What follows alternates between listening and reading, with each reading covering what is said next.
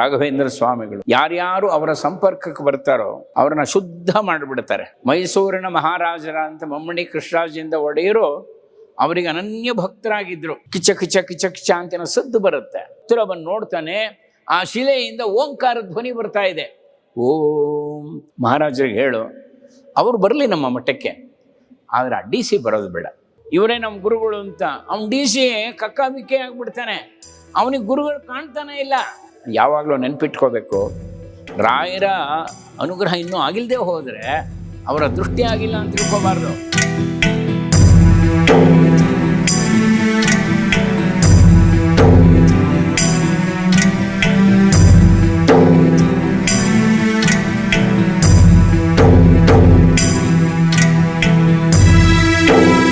ಪ್ರಿಯ ವೀಕ್ಷಕರೇ ನಮಸ್ಕಾರ. ಕಾರ್ಯಕ್ರಮವನ್ನು ನೋಡಿ ಸುಮ್ಮನಾಗಬೇಡಿ. ದಯವಿಟ್ಟು ದಯವಿಟ್ಟು ದಯವಿಟ್ಟು ನಮ್ಮ ವಾಹಿನಿ